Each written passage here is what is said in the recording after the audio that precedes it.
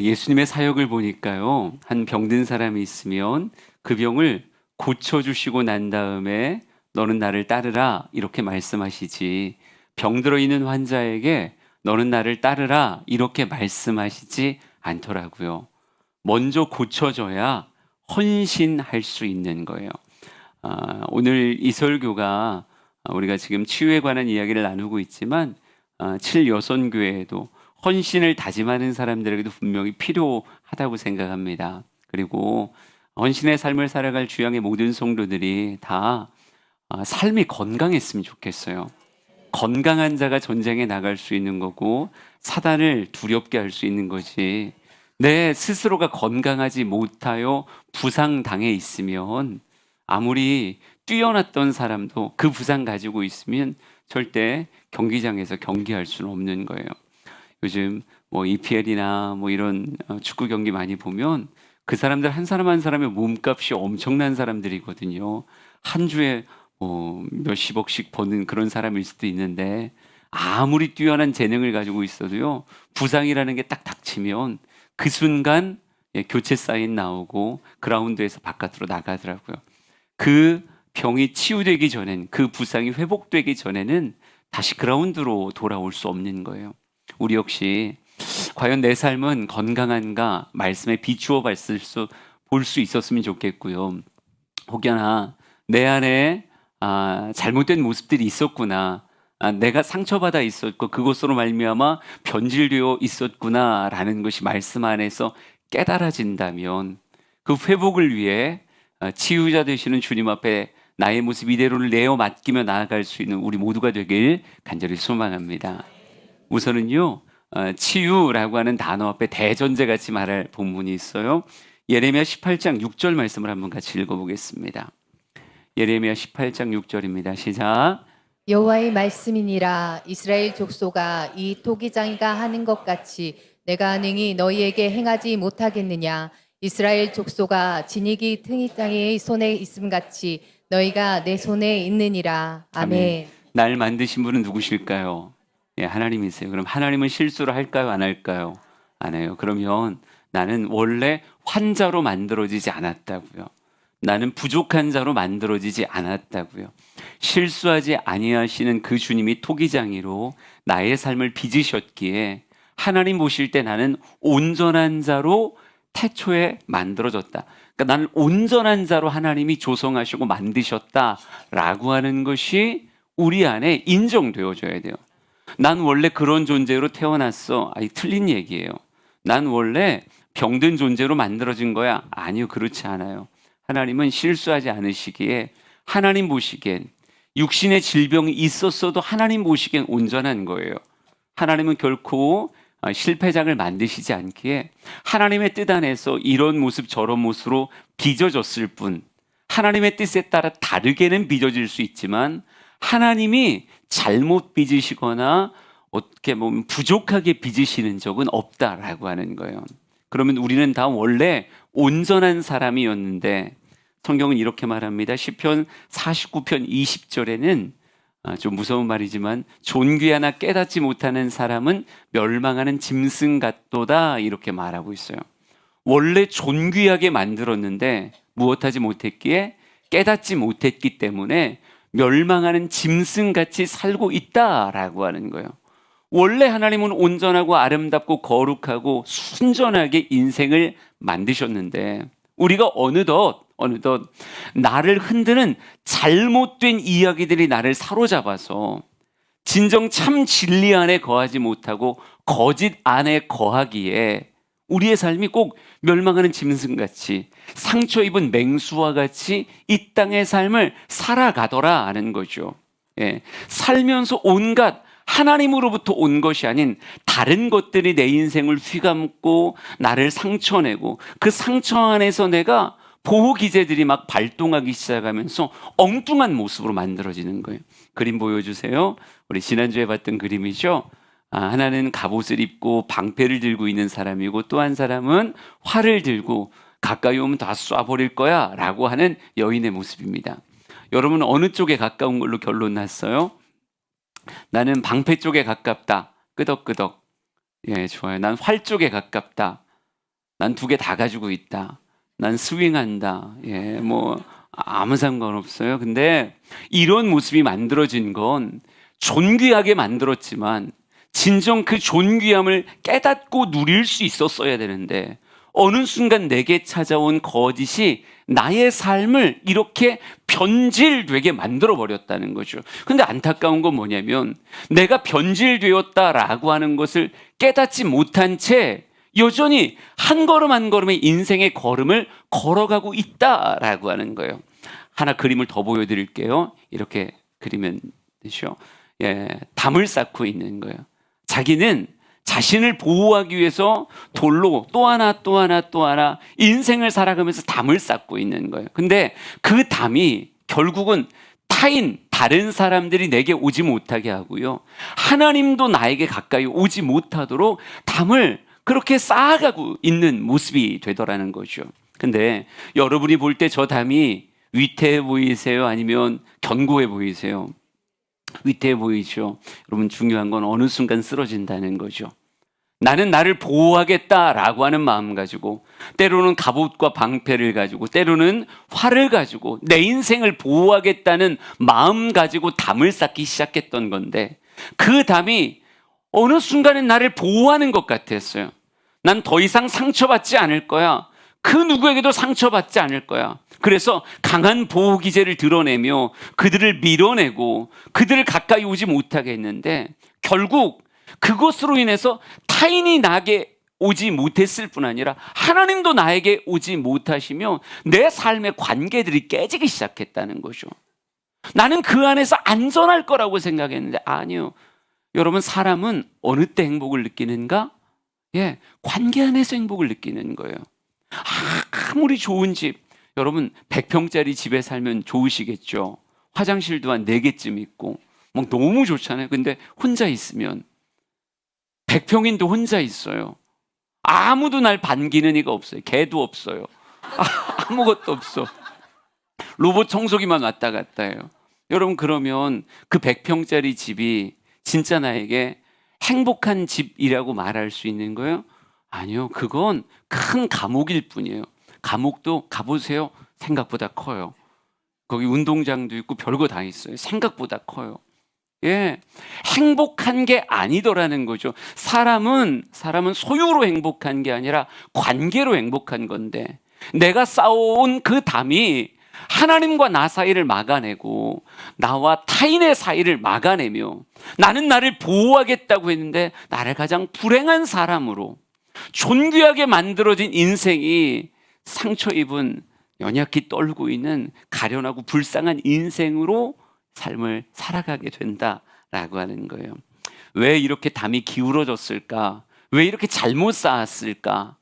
왜 내 삶이 아름다운 구조물이 아니라 위태위태해서 곧 나를 덮쳐 쓰러뜨릴 것 같은 이런 구조물이 되게 했는가? 이유는 여기서 찾을 수 있을 것 같아요. 다림줄이라고 하는 것에서 찾으려고 합니다. 오늘 에스겔 13장 1절에서 4절, 예, 오늘 우리가 본문으로 읽었던 것의 배경 같은 말씀이에요. 한번 쭉 읽어봅시다. 시작.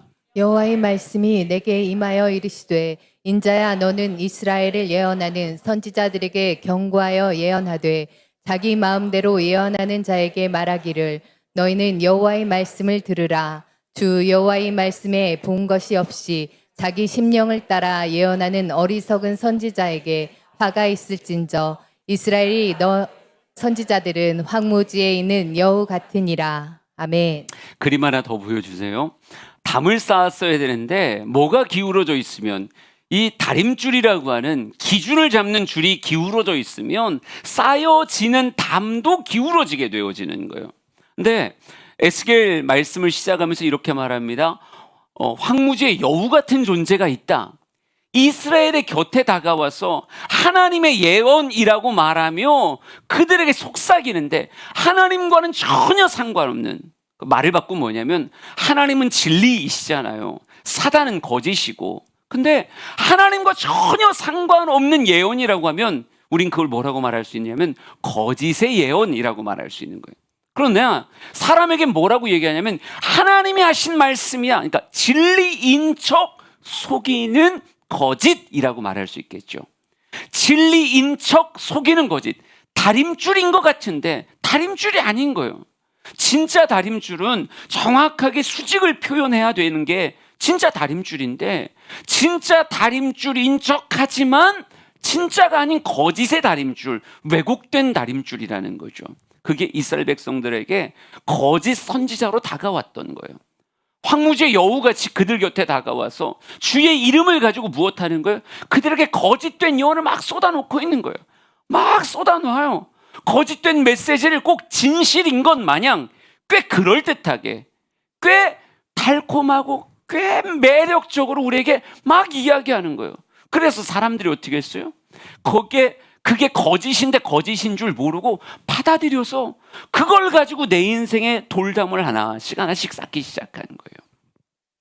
여러분, 에스겔 13장 10절, 11절, 13절 오늘 본문에 나오는 말씀이에요. 이것도 읽어볼게요. 시작. 이렇게 칠 것은 그들이 내 백성을 유혹하여 평강이 없으나 평강이 있다 함이라. 어떤 사람이 담을 쌓을 때에 그들이 회치를 하는도다. 그러므로 너는 회치라는 자에게 이르기를 그것이 무너지리라. 폭우가 내리며 큰 우박덩이가 떨어지며 폭풍이 몰아치리니 그러므로 나 주 여호와가 말하노라. 내가 분노하여 폭풍을 퍼붓고 내가 진노하여 폭우를 내리고 분노하여 큰 우박덩이로 무너뜨리리라. 아멘. 그 황무지의 여우 같은 거짓 선지자들이 다가와서 평강이 없는데 평강이 있다고 말하는 거예요. 거짓말을 그들에게 하는 거예요. 근데 이 거짓말을 들으며 어떤 사람이 담을 쌓고 있더라고요. 성경이 말하죠. 이렇게 칠 것은 그들이 내 백성을 유혹하여 평강이 없으나 평강이 있다 함이라. 어떤 사람이 담을 쌓을 때 그들이 회치를 하는도다, 이렇게 써 있어요. 여러분, 바리새인에게 예수님께서 이 회칠한 무덤아 이렇게 말한 적이 있죠. 예, 회칠한 무덤이라고 하는 건 뭐냐면요, 원래 무덤은 우리 돌무덤을 생각하면 그 안에 뭐 들어있는 거예요? 예, 시체 들어있는 거죠. 그 안에 썩은 시체가 들어가서 썩은 냄새가 풀풀 풍기며 구더기가 들끓고 있는데 무덤 겉은 꼭 우리가 봉분하면 그 위에다 잔디를 파랗게 우리나라는 덮는 것 같이 돌무덤에 회칠을, 그 반짝반짝한 은빛에 그 회를 쫙 칠해 놓는 거예요. 그러니까 겉으로 봤을 땐 뭐 하는 거예요? 굉장히 그럴듯한 거예요. 겉으로 봤을 땐 굉장히 그럴듯한데 실상은 그 안에 썩어가는 시체가 들어있는 게 회칠한 무덤이거든요. 근데 어떤 사람이 그들의 예언을 듣고 평강이 없는데 평강이 있다라고 말하는 그들의 꽤 그럴듯한 이야기를 듣고 인생의 담을 딱 쌓고 있는 거예요. 담을 쌓고 있는데 옆에서 그 거짓 선지자들이 그 위에다 뭐를 칠해요? 회칠을 하고 있더라고요. 그러니까 겉보기에 굉장히 그럴듯한 무언가가 지어지는 것 같은 그런 착각 속에 왜곡되어진 메시지인데, 잘못된 다림줄인데, 그게 잘못된 것이라고 인식하지 않은 채 자기는 그게 뭐라고 생각한 거예요? 진리라고 생각한 거예요. 거짓인데 진리인 척 회칠한 다림줄이 내 인생에 드리워지니까 그거에 따라 담을 하나 쌓고 있는 거예요. 여러분, 하나님께서 에스겔을 통해 뭐라고 말씀하시는 거예요? 막 분노하며 말씀하시는 거예요. 그 담을 헐어버려야 되겠다. 폭풍을 보내고 또 폭우를 내리고 바람을 불어서 내가 우박덩어리를 보내서라도 이 모든 것들을 허물어 버려야 되겠다 말씀하고 계셔. 왜? 그러면 잘못 쌓은 담은 위험해요. 내버려두면 내버려둘수록 피해가 더 커진다고요. 여러분, 탑이 기울어지고 있는데, 잘못 쌓고 있는데 1층 위에 2층, 2층 위에 3층, 3층 위에 4층, 5층 계속 올려보세요. 80층까지 올려놨는데 이게 잘못 출발됐어. 그럼 어느 순간 무너질 거잖아요. 그럼 높이 쌓은 만큼 무너지면 뭐가 크겠어요? 피해가 크죠. 그 밑에 깔리게 되면 엄청난 피해가 발생하는 거예요. 그러면 지혜로운 사람이라고 한다면 하루라도 빨리 낮아졌을 때 무엇하고 싶을까요? 그렇죠. 이걸 부셔뜨려야죠. 지금이라도 잘못 쌓고 있는 그 담이 있다면 지금이라도 무너뜨려야 되는 거고, 바른 다림줄을 띄운 채 다시 짓는, 난 3층까지 쌓았었는데 그게 뭔 상관이에요? 3층까지 쌓았어도 그건 잘못된 다림줄로 위태하게 쌓은 것이라고 말하면 그게 무너지면 피해가 더 커지니까. 예. 하나님께서는 다 무너뜨리리라 이렇게 말한다고 해서 하나님을 오해하시면 안 돼요. 하나님 사랑하니까 개입하시는 거예요. 폭풍우를 보내고 폭우를 보내고 우박덩어리를 쏟아붓는 건 하나님이 사랑하시기 때문에. 왜? 이렇게 계속 쌓다간 너의 인생이 더 많은 사람에게 피해를 주는 그런 인생이 되니까 빨리 무너뜨리자라고 하시는 거죠. 도대체 내 인생에 드리워지는 잘못된 다림줄, 우리가 인생을 잘못 쌓고 있는 그 거짓 다림줄은 과연 우리에게 무엇이 있을까? 여러분의 인생이 왜곡된 듯 보이게 만들고 변질된 듯 보이게 만들고 사람과의 관계를 어렵게 만들고 하나님과의 관계에도 뭔가 막힌 것이 되게 만드는 나의 인생을 잘못 쌓게 만든 거짓된 다림줄이 실제가 도대체 어떤 것이 있을까? 오늘 생각해 보려고 해요. 내 인생의 거짓 선지자 과연 누구일까? 거짓 선지자의 모체라고 말할 수 있는 이 세력부터 말해야 될 것 같아요. 요한복음 8장 44절입니다. 8장 44절 같이 읽어볼게요. 시작. 너희는 너희 아비 마귀에게서 났으니 너희 아비 욕심대로 너희도 행하고자 하느니라. 그는 처음부터 살인한 자요 진리가 그 속에 없으므로 진리에 서지 못하고 거짓을 말할 때마다 제 것으로 말하나니 이는 그가 거짓말쟁이요 거짓의 아비가 되었음이라. 아멘. 가장 근원적인 세력은 마귀입니다. 사단이 거짓의 아비가 돼서 수많은 사람들의 마음을 미혹하는 거예요.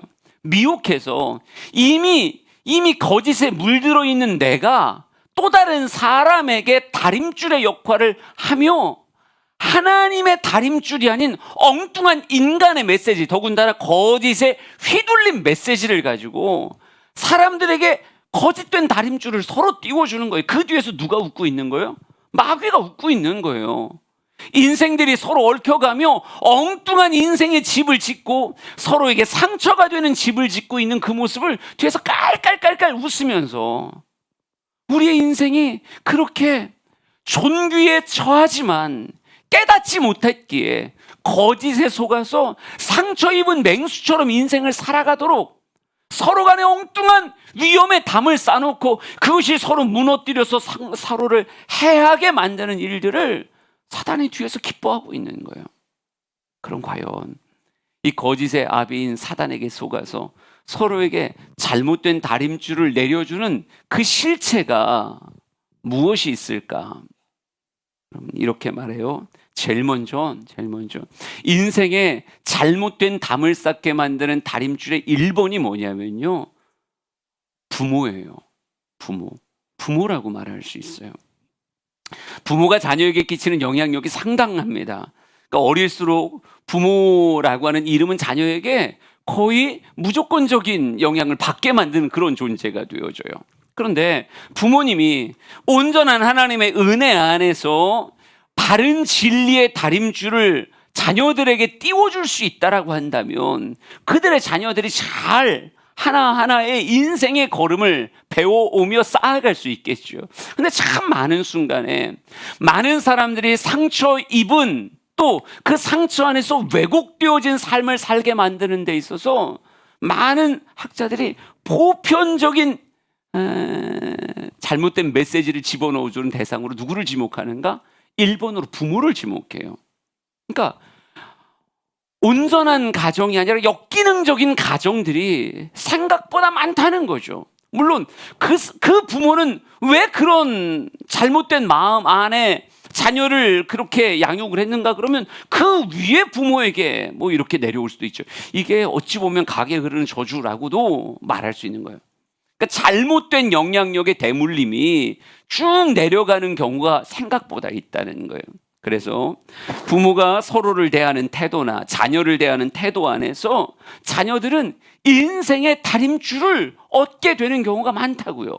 근데 그 다림줄이 왜곡되어져 있으면 그 자녀가 인생을 알아가고 배워가고 하나하나의 계단을 쌓아갈 때 무엇하기가 쉽다?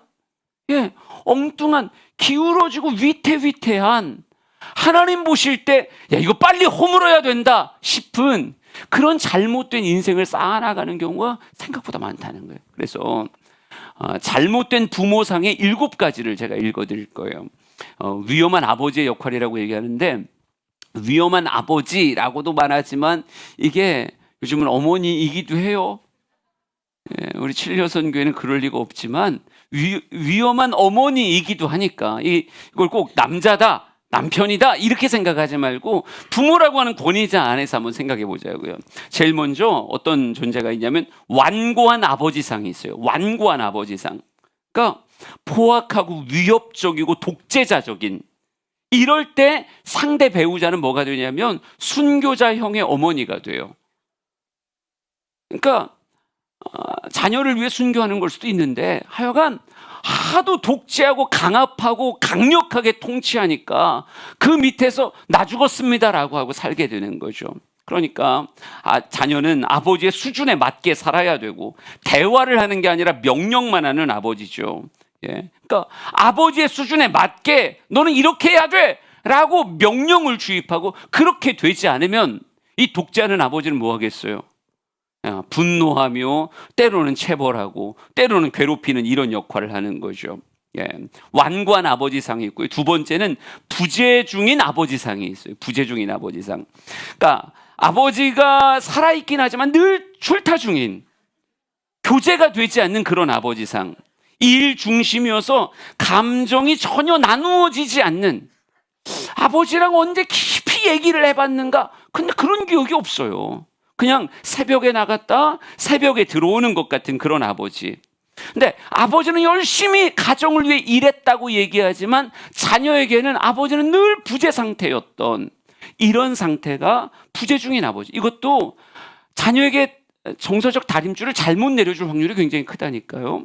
그러니까 이런 경우에 있어서 또 때로는 뭐 일찍 돌아가신 아버지 혹은 이혼한 부모, 이 경우에 이런 현상을, 그러니까 부재 중인 아버지의 영향이 생길 때가 있어요. 세 번째는 경쟁적인 아버지예요. 그러니까 항상 이겨야 되는 거예요. 그리고 자녀를 통해 보상 심리를 가지고 있어요. 그러니까 자녀에게 늘 이렇게 말하는 거죠. 넌 최고가 돼야 된다. 1등 해야 된다. 1등 안 하면 가치가 없다. 너 오늘 몇 점 맞았니? 몇 등 했니? 끊임없이 몇 등, 뭘 얼만큼을 받았니? 이런 것에 대해서 끊임없이 확인하고, 그렇지 못했을 때 책망하고 나무라는 그런 아버지의 모습이요. 그러니까 나라도 못했으니까 너라도 해야 될 거 아니냐? 아니, 그러니까 내가 못했으니 너라도 해야 될 것 아니냐? 이 경쟁적인 아버지상이라고 말할 수 있어요. 이런 자녀는 인생을 늘 노심초사하며 경쟁하며 인생을 살게 되어 있습니다. 네 번째는요, 수동적인 아버지상이에요. 그러니까 노라고 말을 못하는 거예요.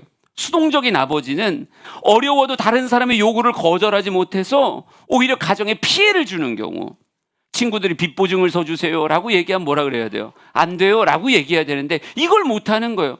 늘 수동적으로 누군가에게 끌려다니는 그런 모습을 가지고 있기 때문에 오히려 그런 정말 우유부단한 성격 때문에 가정에 큰 피해를 끼쳐서 때로는 경제적으로 가정을 참 힘들게 하는 그런 아버지의 상이 이런 수동적인 아버지라고 말할 수 있어요. 이런 경우는 어머니가 완고해집니다. 어머니가 통제하려고 하고 강하게 지배하고 독재하려는 이런 스타일이 보이죠. 다섯 번째 위험한 아버지상은요, 연약한 아버지예요. 질병이나 혹은 다양한 이유로 인해서 병으로 오랫동안 누워있는 아버지, 혹은 경제적으로 무능한 아버지, 이런 가정에서 자라난 아이들은요, 하나님 아버지라고 했을 때도 하나님이 과연 전능하신가라고 하는 것에 대해서 늘 물음표를 가지고 있어요. 진짜 그럴까? 이걸 받아들이지 못한다고 하더라고요. 여섯 번째 위험한 아버지는 중독자 아버지예요. 그러니까 일 중독도 있지만 알코올 중독, 도박 중독, 성 중독 이런 것들 있잖아요. 다양한 중독. 그러니까 스스로 절제하지 못하고 스스로 해결하지 못하는 모든 것들을 중독이라고 얘기하는데, 중독에 빠진 아버지의 모습은 자녀들에게 잘못된 인생 다림줄을 들이울 확률이 굉장히 크다는 거죠. 그리고 마지막 일곱 번째, 학대하는 아버지예요. 학대하는 아버지. 그러니까 감정적으로 학대하거나 신체적으로 학대하거나 또 성적으로도 학대할 수 있어요. 그러니까 술을 먹으면 어머니를 구타하거나 가족들을 구타하거나 이런 폭력적 상황 속에서 자란 아이는 나는 가치 없는 존재라고 생각해요. 가치 없는 존재라고. 그리고 나이가 먹어가면서 그 아이가 그렇게 자라왔기 때문에 자신의 분노를 자기가 엄마보다 더 힘이 세져요. 이러면 자신의 분노를 어머니한테 막 쏟고 다닐 확률이 굉장히 높습니다. 그래서 울고 싶어도 울면 안 되는, 왜? 울기 때문에 더 많이 혼나게 되고 이런 일들이 벌어지게 되거든요. 그러니까 인정해주지 않고 칭찬해주지 않는 이런 모습이 어찌 보면 학대하는 아버지의 상 안에 들어갈 수 있어요. 그러니까 잘한 걸 잘했다고 얘기해주거나 혹은 울면 옆에 와서 같이 울어주는 게 아니라 눈물 그쳐 울면 안 돼 이렇게 말한다든지, 네가 뭘 잘했다고 그래 이런 표현으로 그 사람의 감정, 그 사람의 신체, 그 사람의 모습을 학대하는 이러한 아버지예요. 그러니까 우리가 가정에서 보내는 시간이 생각보다 많단 말이에요. 근데 내 인생에 가장 가까운 권위자인 부모들이 자녀에게 다림줄을 띄워줄 첫 번째 인물들인데, 이 다림줄이 왜곡되어져 있으면 그 안에서 인생을 배우고 삶을 배워온 아이들은 이미 시작에 다림줄이 비틀어져 있기 때문에 그것 때문에 인생을 쌓아가는 청소년기, 청년기, 어른의 장년기를 거치면서 엉뚱한 방향으로 커나갈 확률이 되게 크다는 거예요. 표를 하나 보여드릴게요. 건강한 가정과 역기능적 가정을 이렇게 정리를 했습니다. 건강한 가정엔, 그러니까 여러분의 가정이 지금 어떤지 민상기 집사님 잘 보시고 잘 생각하세요. 건강한 가정은 친밀함, 존경, 질서, 균형, 아버지의 권위나 어머니의 온화함 이런 것들이 있고요. 건강한 경계선이 있어요. 서로를 지켜주는 건강한 경계선, 순종, 또 표현하는 사랑.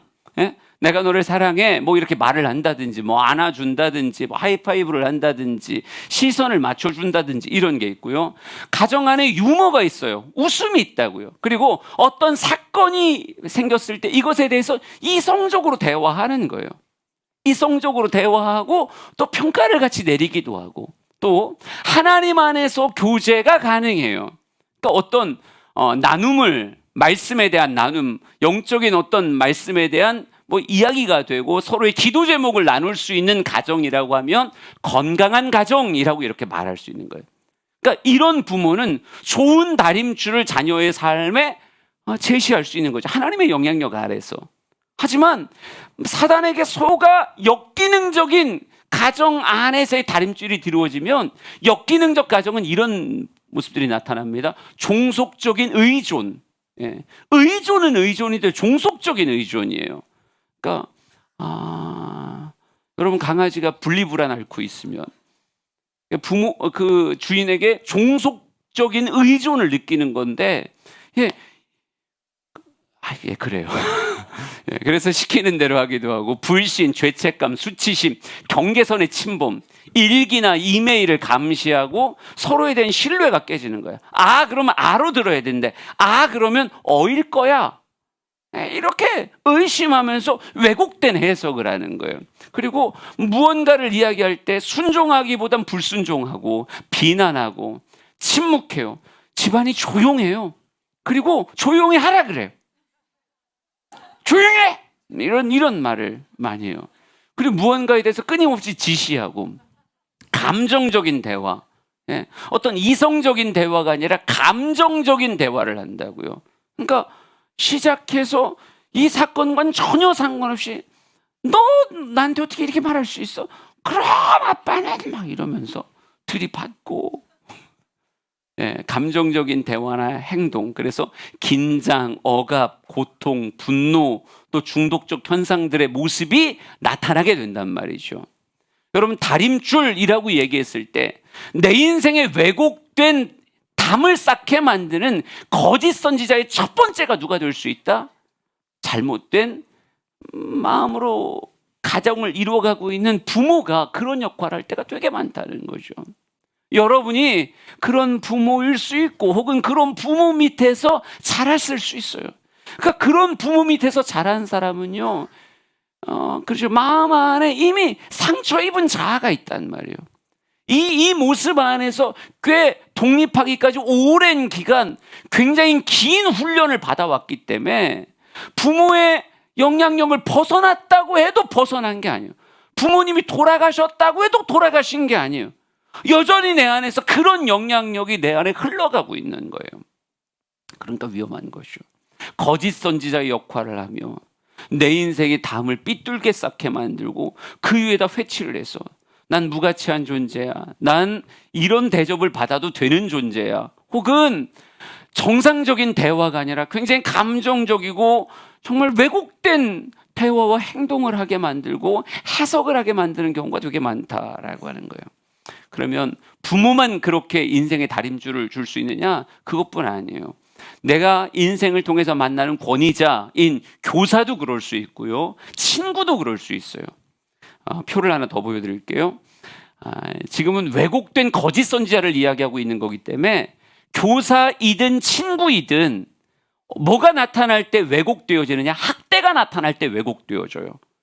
그러니까 신체적으로 정서적으로 학대를 받기 시작하면 그 인생의 다림줄이 왜곡되기 시작합니다. 그러면 적극적인 학대라고 얘기하면 이런 거예요. 막 소리를 지르고 고함을 치고 멸시하고 모욕적으로 표현하고 새겨들으면 굉장히 모욕적이야.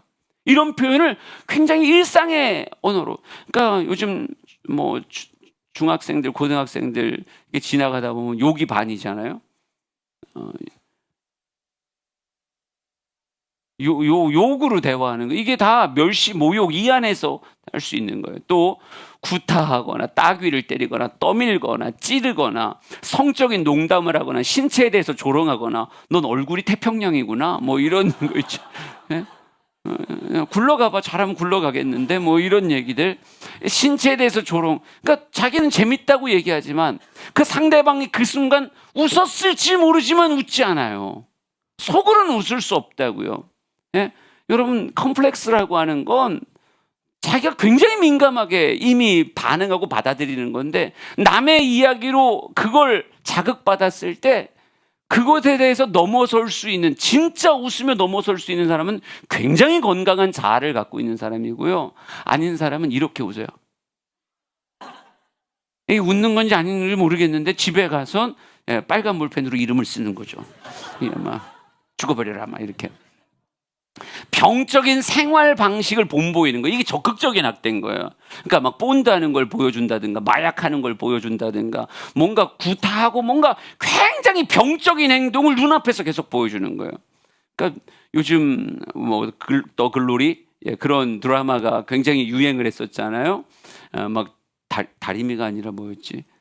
고데기 가지고 막 이렇게 사람 막 치고, 이게 아주 병적인 생활 방식의 모습인데 이런 걸 가지고 굉장히 적극적으로 학대를 하죠. 그러면 한 인생이 망가진다니까요. 진짜 망가져요. 근데 이것만 학대냐? 아니요. 수동적인 학대도 있어요. 수동적인 학대는 말 그대로 애정 표현하지 않아요. 보살핌이나 양육하지 않아요. 그 사람이 말해도 경청하지 않아요. 그냥 내버려 둬요. 그 어떤 것도 그에게 흘려보내지 않아요. 그러니까 그 사람에게 말을 하는데 벽에 대해서 말하는 것 같고 좀 나를 만져주길 원하고 그 곁에 있길 원하는데 날 밀어내는 거예요. 너 할 일 해 라고 말하며 친구인데 같이 있는데 너무 외로워. 선생님인데 나를 전혀 돌봐주질 않아요. 이거 안에서 오는 학대가 뭐가 될 때가 있어요? 인생의 왜곡된 다림줄이 될 때가 있다는 거죠. 그러니까 부모로부터 혹은 교사로부터 친구로부터 내 삶의 권위자들, 이건 뭐 사장님이 될 수도 있고 내 인생에서 자주 만나는 선배가 될 수도 있고 되게 다양한 곳에서 사단의, 거짓의 아비인 사단이 존귀하게 만든 인생을 꼭 짐승 취급하는 것 같은 그런 왜곡된 영향력을 내 인생에 흘려보내 뭐하게 만들려고 해요? 내가 진짜 그런 사람인 줄, 하나님은 존귀하게 만드신 사람인데 깨닫지 못하게 만드는 거예요. 나의 존귀함을 깨닫지 못하게 만들고 내가 이런 대접, 이런 상황으로 인생을 살아가야 되는 것처럼 그렇게 받아들이는 거예요. 그걸로 담을 하나 쌓고 또 하나를 쌓고 또 하나를 쌓고, 아주 위태위태한 인생으로 쌓아 나가게 되는 거죠. 또 하나 세상 문화도 말할 수 있어요. 에베소서 2장 2절 3절 한번 읽어봅시다. 같이 읽어볼게요. 시작. 그때 너희는 그 가운데서 행하여 이 세상 풍조를 따르고 공중의 권세 잡은 자를 따랐으니 곧 지금 불순종의 아들들 가운데서 역사하는 영이라. 전에는 우리도 다 그 가운데서 우리 육체의 욕심을 따라 지내며 육체와 마음이 원하는 것을 하여 다른 이들과 같이 본질상 진노의 자녀이었더니. 아멘. 하나님께서는 진노하실 만한 것인데 이 세상 문화 가운데는 공중권세 잡은 자가 우리의 마음을 미혹시켜서 육체와 마음이 나도 그걸 원해요라고 말하는 반성경적인 가치관의 것들이 내게 밀려 들어와서 뭐가 된다? 내 인생의 다림줄이 된다고요. 그 예를 들면 뭐가 있겠어요? 뭐 물질 만능주의, 쾌락주의, 이 안에 음란도 들어가 있겠죠. 뭐 이기주의도 있고요. 수단 방법 가리지 않는 출세주의도 있을 수 있고, 외모 지상주의도 있을 수 있고, 다양한 중독적 현상들이 있을 수 있겠죠. 분명히 반성경적인데 세상에서 널리 통용되며 그게 인기의 길이고 그게 편안함의 길이고 그게 사람들에게 존중받는 길인 것 같이 내가 돈을 빨리 벌어서 나도 그런 차 타고 다니면 사람들이 인정해주고 날 존중해 줄 거야. 어느 순간 나도 어떻게든 그렇게 해야 되겠어 라고 하는 걸로 수단 방법을 가리지 않게 만드는 이런 모든 것들이 다 뭐다? 내 인생에 왜곡된 다림줄이다 라고 하는 거예요. 진리처럼 보이지만 진리가 아닌, 하나님과 아무 상관이 없는, 하나님이 말씀하시는 것 같이 꼭 그 뭐예요? 진리같이 내 인생에 선포되지만, 다림줄같이 내 인생에 주어지지만 진짜 다림줄이 아니에요. 바른 수직을 표현하지 않아요. 바른 수평도 알 수 없다고요. 그런데도 그게 꼭 뭐같이 느껴져요? 다림줄같이 느껴져서 그것에 따라 내 인생에 담을 하나씩 나의 1살의 삶, 2살의 삶, 3살의 삶, 4살의 삶, 나의 중학교 1, 2, 3학년을, 고등학생들을, 나의 대학 생활을, 나의 사회 생활을 그렇게 쌓아간다고요. 그림 하나 다시 보여드릴게요. 아까 본 거예요. 그러다가 이렇게 되는 거예요. 어느 순간 타인과 나 사이에 담을 만들고 하나님과 나 사이에 담을 만들어요. 나는 그런 왜곡됨 안에서 나를 보호하겠다고 생각했어요. 그런데 그게 쌓여진 그 모습이 나중에 하나님이 볼 땐 빨리 지금이라도 허물어야 되는 왜곡된 그런 인생의 담을 쌓고 있는 경우가 굉장히 많다고요. 그러니까 여러분, 우리 곁에서 이런 모습이 보여지는 사람은 정죄받을 사람이 아니라 불쌍히 여김을 받아야 되는 사람이에요. 그 사람이라고 그렇게 쌓고 싶었겠냐고요. 자신의 인생이 그렇게 되고 싶었겠냐고요. 아니라니까요. 여러분, 이거는 거짓에 속은 거지 그 사람의 죄의 결과가 아니라니까요. 때로는 왜곡되어져서, 때로는 그 문화 안에 내가 편승해서 나도 육체와 마음이 그걸 원해 그러며 학대받은 대로 학대하고 군대에서 두들겨 맞은 대로 두들겨 패고 뭐 이런 식의 잘못된 삶을 죄로 발전시킬 수 있어요. 그러나 그렇지 않은 경우들도 굉장히 많다니까요. 그 사람도 그렇게 살고 싶지 않아요. 그런데 어느 순간 내 인생이 그렇게 되어버린 거예요. 상처 입은 맹수같이 내 인생이 되어버린 거예요. 그러니까 그 사람을 손가락질하기보다 얼마나 아팠을까, 얼마나 힘들었을까. 부모가 그런 병증의 현상을 가지고 우리에게 그런 영향력을 끼치고 있다고 얘기한다 그러면, 여러분, 오늘 이 말씀을 통해 여러분이 그렇게 생각하셔야 돼요. 이게 다 엄마 때문이구나. 이게 다 아빠 때문이네. 내가 이렇게 된 게 다 아빠 때문이야. 이렇게 말하지 말고 누구를 불쌍히 여겨야 돼요? 그 아빠를 불쌍히 여겨야 돼요. 그렇게 벌써 50년을 그렇게 살아온 그 삶을 불쌍히 여기며 하나님의 은혜 가운데 지금이라도 그게 무너지도록, 그리고 다시 시작할 수 있게 기도해 주는 게 되게 필요한 거예요. 우리 자녀들 마찬가지예요. 내가 잘못된 것으로 그에게 해주고 있었구나. 그래서 그들의 인생이 구부러지고 있었구나. 잘못 쌓여지고 있었구나. 여러분 깨달으면 뭐 해야 되는 거예요? 진짜 미안하다고 얘기해야 되는 거예요. 아빠 진짜 미안하다 너희한테. 엄마가 진짜 미안하다. 내가 너희한테 좋은 거 줬어야 되는데 너에게 기울어진 판을 줬구나. 내가 툭하면 감정적으로 얘기하고 툭하면 너에게 지시하고 화내고 짜증내고 늘 아버지 부재 상태로 새벽에 나가서 안 들어와. 자기 전까지 안 들어와. 잘못했다 내 딸아. 정직히 고백하고 뭐 해야 되는 거예요? 지금이라도 어색해요. 엄청 어색해요. 예? 여러분 이런 부재 상황에 익숙해진 사람은요, 자녀랑 대화하고 자녀랑 전화하고 이런 거 너무너무 어색해. 예? 내 얘기하는 게 아니라 민상기 집사님. 사람들이 오해할까 봐. 내 얘기가 아니라 이 조장호 집사님하고 민상기 집사님 두 사람이 부재 중인 아버지. 혼자 앉아 있잖아요. 인생 엄청 부재 중인 거예요. 여기는 완고한 아버지, 순교자적 아내. 그래가지고 옆에 감축이 부릴 테니까 예. 그리고 이렇게 앉아 있는 거예요. 하여간 이런 사람들은 다 회개하고 하나님 지금이라도 빨리 허물어 주세요. 제 인생 잘못된 건 지금이라도 허물어 주시고 다시 잘 싸울 수 있게 해주세요. 이렇게 말해야 되는 거예요. 에스겔 13장 마지막으로 볼 거예요. 10절부터 13절까지를 한번 봅시다. 10절부터 13절 같이 읽습니다. 시작. 이렇게 칠 것은 그들이 내 백성을 유혹하여 평강이 없으나 평강이 있다 함이라. 어떤 사람이 담을 쌓을 때 그들이 회치를 하는도다. 그러므로 너는 회치라는 자에게 이르기를 그것이 무너지리라. 폭우가 내리며 큰 우박덩이가 떨어지며 폭풍이 몰아치리니 그러므로 나 주 여호와가 말하노라. 내가 분노하여 폭풍을 퍼붓고 내가 진노하여 폭우를 내리고 분노하여 큰 우박덩어리로 무너뜨리리라. 아멘. 아멘. 여러분 잘 보라고요. 존귀에 처하나 존귀하나 깨닫지 못하는 사람은 멸망하는 짐승 같은 거예요. 여러분 그럼 이걸 바꾸려면 뭐부터 시작돼야 되는 거예요? 깨닫는 것부터 시작하는 거예요. 그러니까 이 알미라는 게 진짜 중요하다니까요. 바른 지식이 진짜 중요해요. 하나님 진리를 알지니 진리가 너희를 자유케 할 것이다 이렇게 말하잖아요. 내 인생이 잘못됐구나. 내 삶이 엉뚱한 담을 쌓고 있었구나. 이게 나를 보호하는 게 아니라 오히려 더 많은 상처들을 양산해내며 더 많은 사람들을 어렵게 하고 있는 거구나.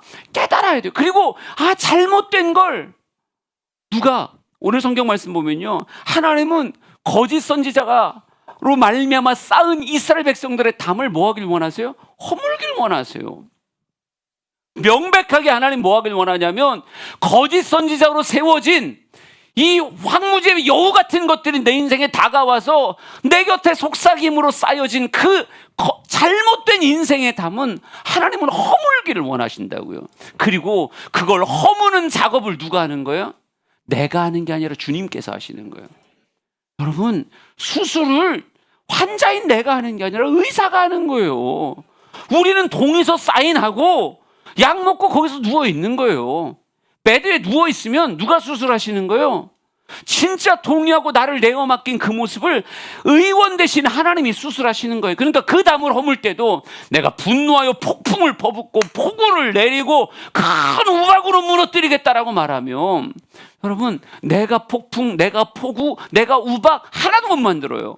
다 누가 하시는 거예요? 다 하나님이 하시는 거예요. 하나님은 허물길 원하시며 진정 깨닫고 자신의 삶을 주여 내 삶을 수술하소서, 내 인생을 수술하소서, 내 자녀의 삶의 상처를 수술하소서, 그들이 받았던 아픔과 고통을 주여 수술하소서. 진짜 하나님 앞에 내어놓으면 이 모든 담을 깡그리 무너뜨릴 하나님의 폭풍이 퍼부어지는 거고 폭우가 내려지는 거고 우박덩어리가 쫓아와서 그것들을 다 무너뜨리는 거예요. 뭐가 필요한 거예요? 하나님의 폭우가 필요하고 말씀의 폭풍이 필요하고 하나님의 놀라운 성령의 역사의 우박덩어리들이 우리에게 필요한 거예요. 여러분 하나님 못 고칠 인생 있을까요? 없을까요? 없다 그러세요. 칠려선교회 하나님 못 고칠 인생 있을까요? 없을까요? 이 가운데 좀 독특하고 이 사람은 안 될 것 같은 사람 손가락으로 가르쳐 봐요. 내가 얘기할 거예요. 그 사람도 하나님은 고칠 수 있다고. 세상의학은요 고칠 수 있는 게 있고 못 고치는 게 있어요. 이건 말기라 우리는 건드릴 수가 없어요. 어떻게 할 수가 없어요. 세상의학은 그런다고요. 근데 우리 하나님은 일기나 말기나 아무 상관없어요. 하나님 못 고칠 거 하나도 없으니까. 우리 사랑하는 주영의 성도들, 정말 모든 가정, 모든 인생들이 진정한 치유를 경험하게 되기를 원합니다. 여러분의 삶이 자유케 되기를 원합니다. 엉뚱한 담 속에 쌓여서 스스로를 고립시키며 혼자 감옥 생활하는 것 같은 그런 답답한 삶 아니었으면 좋겠어요. 부정적인 감정들이 내 인생을 둘러싸서 나로 하여금 정말 내 삶을 죽이고 타인을 죽이는 그런 인생 되지 않았으면 좋겠어요. 하나님 고칠 수 있습니다. 하나님 폭우를, 폭풍을, 하나님 우박을 쏟으실 수 있는 분이세요.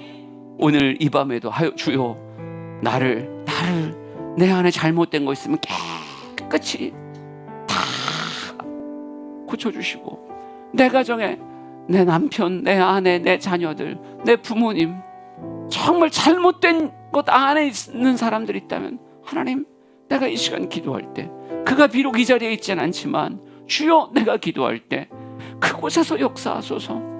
지금 아파하고 있는 우리의 자녀들에게 역사해 주시고, 지금 잘못된 완고한 삶을 살고 있는 부모의 삶에 주여 역사하소서. 주여 역기능의 가정이 아니라 순기능이고 온전한 가정들, 온전한 삶이 되게 하옵소서. 하나님의 치유를 소망하면 아멘. 기도할 때 역사하실 것 믿으면 아멘. 우리 찬양하고 기도합시다.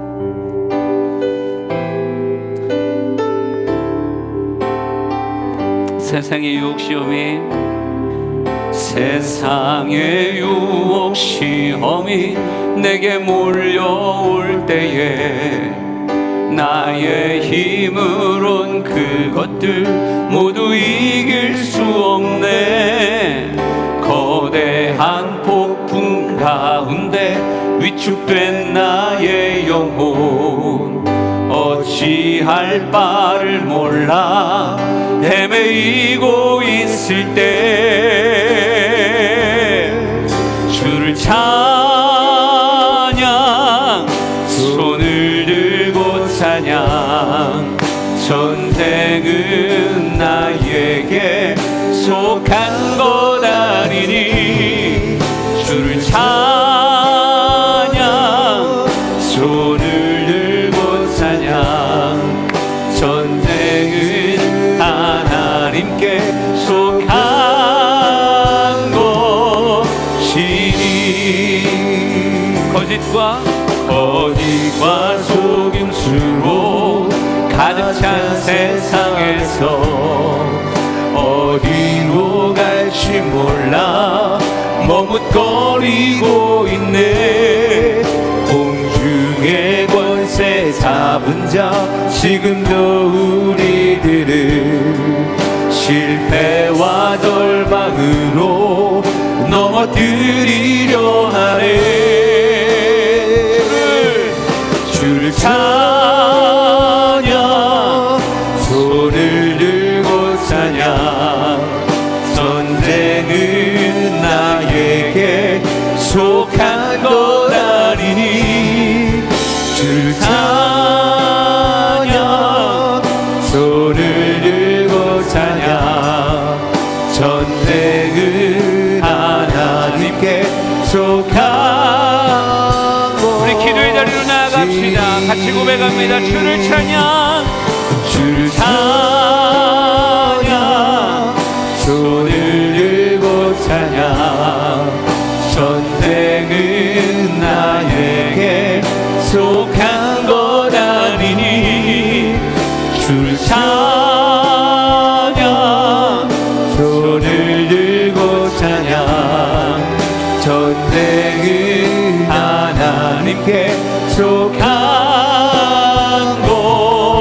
것이니. 한 번만 더. 주를 찬양, 주를 찬양, 손을 들고 찬양. 전쟁은 나에게 속한 것 아니니 주를 찬양, 손을 들고 찬양. 전쟁은 하나님께 속한 것이니. 주님이 우리 모두를 치유하시기를 소망합니다. 인생에 잘못 쌓여진 담들이 주님의 은혜 안에 허물어지기를 원합니다. 폭우와 폭풍과 우박 덩어리가 우리의 삶에 잘못 쌓여진 모든 담들을 회파하게 하옵소서. 우리 인생의 모든 담이 무너지게 하옵소서. 우리 자녀들의 삶의 모든 담이 무너지게 하옵소서. 우리 부모들의 모든 담이 무너지게 하여 주시옵소서. 하나님 치유하고 회복하시옵소서. 우리 두 손 높이 들고 주여 세 번